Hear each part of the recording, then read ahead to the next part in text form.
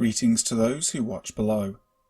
Before we start today's video, I'd like to give a huge shout out and say a massive thank you to Lisa Watts, Jess Black Curtin, Wicked Witch and Steffi Ray for being those who dwell below, an exclusive channel membership that gets you shout outs at the start of every video. Well, we have skinwalkers and fairies and hellhounds, oh my.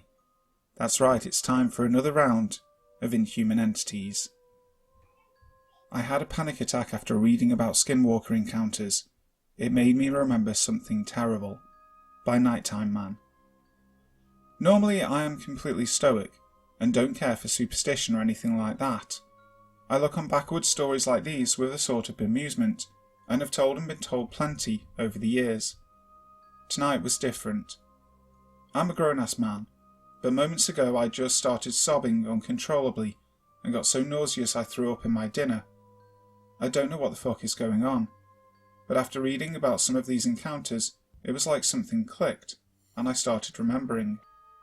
First, a little background. I was a weird little kid, incredibly full of energy and supposedly really smart. I loved spending all day outside, roaming the foothills and getting lost, then finding my way home. I was totally fearless, and it really pissed my parents off, because of course they would get worried sick about me if I didn't come home on time, or even until after dark. I loved exploring, finding the hidden places and searching for interesting bugs and animals. My parents were convinced I was going to grow up to be a scientist of some type. Yet I had a sort of lack of respect for authority, and my constant failure to return on time resulted in some pretty serious groundings. My solution was to stop going out in the daytime, and to start sneaking out at night. My nocturnal adventures began when I was about 12 years old. My range quickly increased from the neighbourhood to the nearby golf course to the deep woods outside of town. I would sneak out around 12 AM and try to be back by 4 or 5 AM, just before my dad woke up. I would use my morning shower to clean up, then stumble off to school like a zombie. Needless to say, my grades suffered, and discipline measures became ever stricter. Still, nobody could stop me from sneaking out and having my adventures in the night. This went on for years, and I never felt afraid, even when the cops were called on me occasionally, or someone shot off a gun, or when a huge buck stared me down after I stumbled upon a bunch of bedded down deer. I even heard a cougar scream once, close by. That got my heart pounding, but I never felt true terror. A sort of startled alertness maybe, but the total dark wilderness never held no power over me. I felt powerful and vital, like I was doing something that nobody else does, and conquering something that was unassailable for others. Until one night. Tears are coming to my eyes now, and a chill is running up my back as I recall this. I never remembered fully what the event was that made me suddenly, utterly stop my exploration and totally shut myself inside. But reading these stories has seemed to open the door to something truly awful. I'm going to try and explain what I saw and felt and heard now, and you can draw your own conclusions. It was a very normal early summer night. Cool, no breeze, clear sky, with the stars and moon out shining so brightly that after getting used to dark, you could make out shapes and shadows fairly well. A perfect night for an adventure. I snuck out with my usual routine and quickly jogged out of the neighbourhood and past the golf course. I had somewhere in mind where I wanted to go, and my plan was to head down to a dry creek bed, deeper into a small valley that I hadn't been before. Everything was going just fine, and it was exhilarating to be going somewhere new and breaking a new trail. I didn't get very far into the woods that night though. Total silence is what made me stop. I remember it very clearly. Usually it was quite noisy with crickets and other insects, so loud that it was almost annoying at times. But I encountered an area of complete dead silence, with only the sound of the breeze flowing through the pine trees. It was so odd and so sudden that I just stood stock still, waiting, how I usually did, for some clue as to what was going on to present itself. Instead, an awful sensation flooded my body, a sort of welling dread that made the fine hairs on my arms and legs stand up, and on the back of my neck too. It was electric, and torturous, sheer, utter terror. Then the scream happened, so close I thought it was coming from above me. The worst sound I've ever heard in my entire life. It wasn't a cougar. I know what those sound like. It was a long, pealing, horrendous wail, full of mind-bending hate. In that moment I was sure I was about to die, that I had made a terrible mistake, and now I was going to pay the price. Something was moving in the dark shadows of the sparse pine trees right in front of me, not moving like any animal, not a deer or even a bear, both of which I had encountered before, a lurching motion of 4 limbs with a shadow the size of a man. It was coming toward me. I was paralysed. I couldn't move. Every nightmare a child has ever had about a monster chasing them, while they couldn't run away, was coming true. After that scream, everything was quiet. It wasn't making any noise as the thing moved towards me. No crackling of dry pine needles, no breathing, nothing. I couldn't move. Tears are streaming down my face now. The terror I put away is coming back. I think I tried to run. I remember fleeing faster than I had ever moved in my entire life. Total silence. Just the pounding of my feet and the scrabbling of my hands in the pine needles and dirts and roots. I fell. I remember panting, facing the dirt, knowing I was about to die. I remember the silence coming over me, and a terrible chill. I remember the feeling of my bladder loosening and heat flooding down my legs. I don't remember what came after that. When I came to, it was early morning. The sun was just beginning to rise. My only thought was to somehow make it home before my dad woke up, and I ran flat out the many miles back home. My dogs snarled at me, snapping at my heels as I jumped our back fence. It was so confusing, because we were the best of friends since I was old enough to play with them. I had larger worries though, because my dad was up. I managed to climb in through the window to my bedroom and change. I went to school that day, but they sent me home with a fever. I never explored at night again, and I was never the same. My dogs never acted the same around me again either. I went from an almost too social, active young man to a complete and social recluse almost overnight. I barely spoke for a long time, and I almost failed to graduate high school. It was like nothing could ever matter to me, ever again. I don't know what happened, but I know something happened.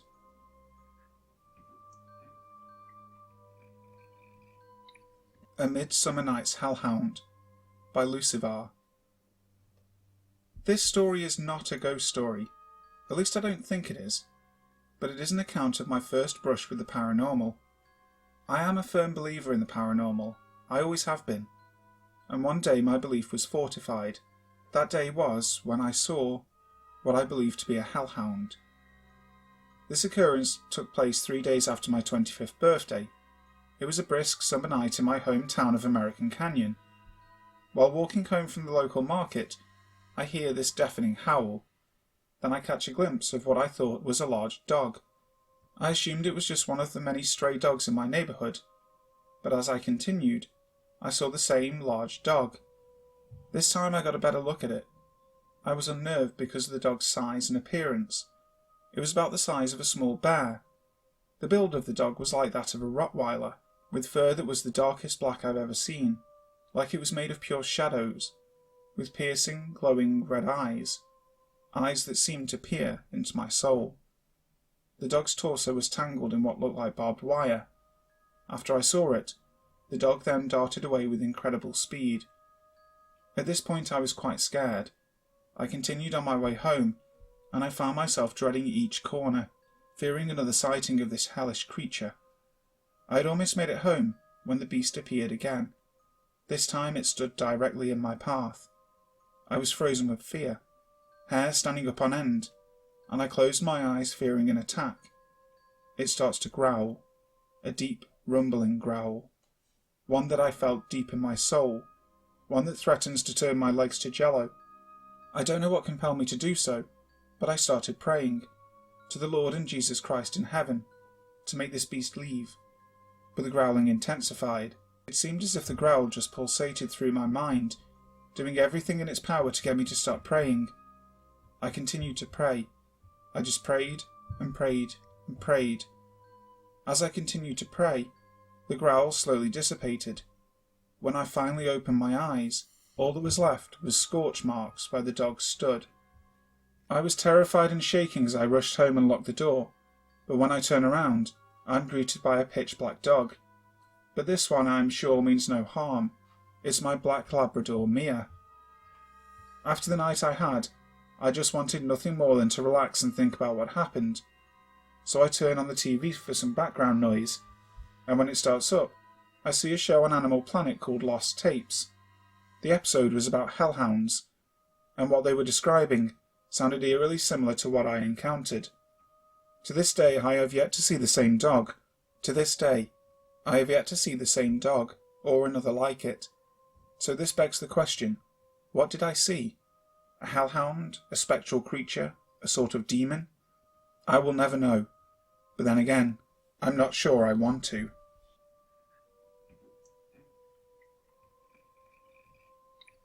My grandparents used to rent a house in a little mountain village for 3 months in the summer, and I used to go there every summer since I was 5 until I was 14, with my sister, who is 7 years older than me, and my cousin, who is 3 years younger than me. I really liked my time there, so when I grew older, this passion for the mountains stuck with me. I'm now 26, and every summer I go hiking with my boyfriend. The trails we used to hike are very stiff, and it's just the two of us, surrounded by the mountain and the silence that covers everything. Sometimes we even camp halfway if the climb is too long. One day we were climbing a difficult one near a lake in Italy, and I finished first. So I waited for my boyfriend at the end of the path, at the top of the mountain.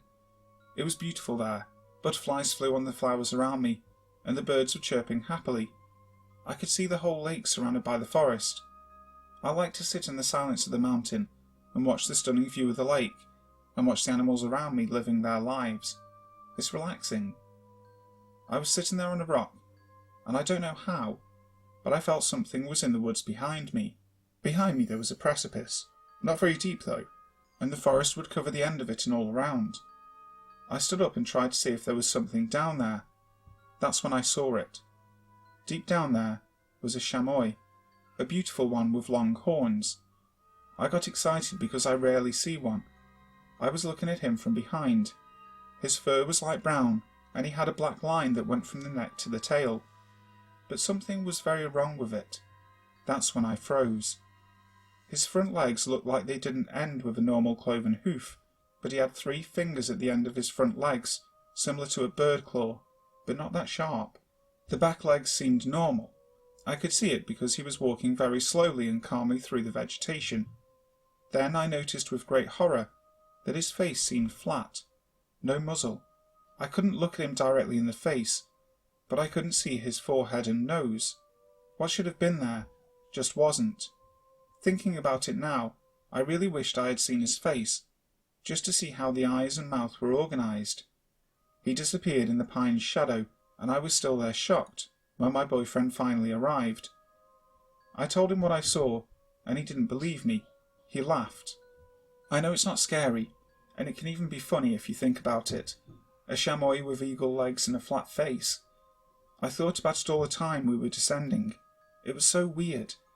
In the end, I told myself that I must have dreamed it. I would love to know that I wasn't the only one to see that thing. I like to think it was a deity that took the form of a chamois.